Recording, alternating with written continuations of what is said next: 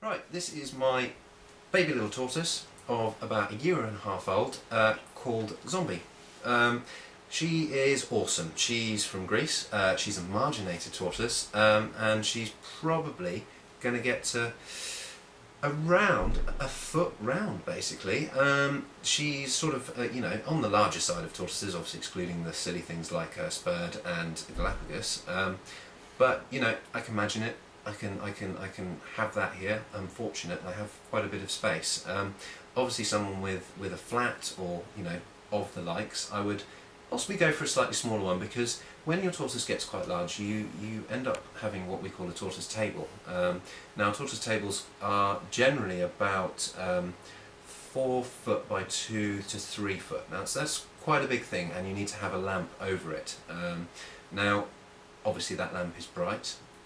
And it can be quite intrusive in a lounge. You perhaps want to keep your tortoise in a separate room. I've found that I've had to put quite a large sort of cover over the light, just to, obviously while I'm watching TV I don't want the sun in the corner. Now, she at the moment, being so small, is in a small rub. It's about 1.5 foot by 1.5 foot, and she has her UVA UVB bulb, and that covers her for all the light she needs, the full spectrum. And she has a nice little water dish that she obviously can drink from if needs be. They don't drink a lot, but it's nice to have it for them. And obviously she can bathe in it as well. As you can see, she's a little bit muddy and dirty because they like to dig around. Some tortoises, like Hermans, they also like to sort of dig burrows. So obviously substrate wise you can use cypress mulch and barks, but I generally use a sort of blend of sort of eco-earth with small particles of calcium in, which means that any that she ingests, it's typically quite good for her, and it's not going to harm her. It's specifically designed for Mediterranean tortoises, and it enables her to dig burrows without it collapsing on her, which is quite important. Now, obviously she's going to live a very long time. She's 1.5 years now. I expect to have her for maybe another 90 to 100.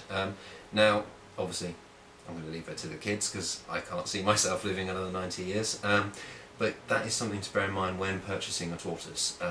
Obviously space, because Hermann's tortoise, leopard tortoises, star tortoises, they all need a fairly large sized habitat to live in when they're adults. They get to 10 to 15 years old and they're going to be quite round. You're talking 8 or 9 times the size of this, and they're basically just going to need the space. They need it. 4 foot by 2 foot is what you need. You need a hot area, which is going to be in the sun. Depends, changes on reptiles, on certain tortoises, sorry, but obviously she needs it quite hot. I have it at 35 on one side with the gradient right down to about 23 on the other, and at night about 21.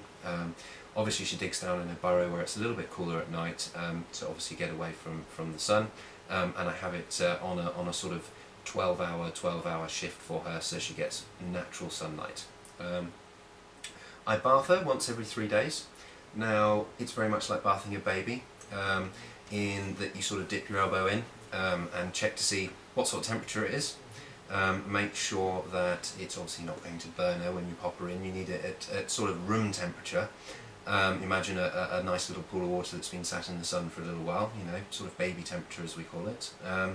And that just gives her a nice good clean, helps with her skin, gets, where she's digging, you can see she gets little bits of mud all under her feet and around her face, and we give her a nice little bathe and give her a shell a nice little wipe off, and she sometimes has a little drink, and sometimes they may even sort of have a pass a little bit of excrement out, which is nothing to worry about. It's just something they do occasionally.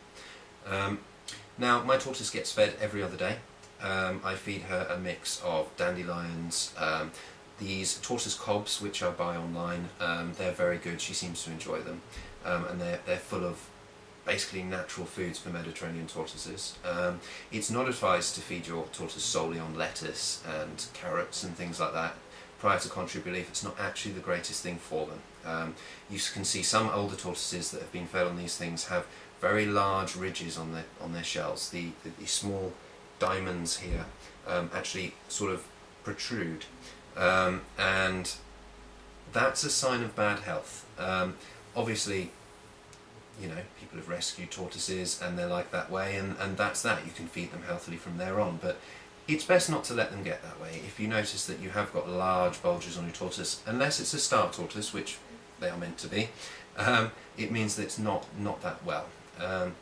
Again, like I've said in my snake videos, when I went to go and purchase Zombie at the local show at Kempton, I purchased her from, I would turn her over, although she doesn't like it very much, check her vent, make sure that her everything's clear around her bum area, make sure all of her legs are functioning and sort of, you know, ready to go, and check around the mouth, make sure the eyes are clear, there's no residue, make sure the mouth is clear, have a really good look inside and around the shell, make sure that there's no sort of, you know, irritation or fungus or something like that. Obviously check the shell, make sure there's no chips, dents, bumps, anything like that, because you know you want to make sure that the animal you buy is going to be healthy from the start so you can maintain its health. Obviously if you're more experienced you may pick up, you know, sort of injured animals that you will then take home and nurse to health, and that's fine. But for a beginner I would definitely recommend picking up a healthy animal. Try not to feel terribly sorry for the poorly little one in the corner. I'm sure some nice reptile owner will buy him and look after him. I would buy the healthy one and obviously have a lovely little pet like Zombie.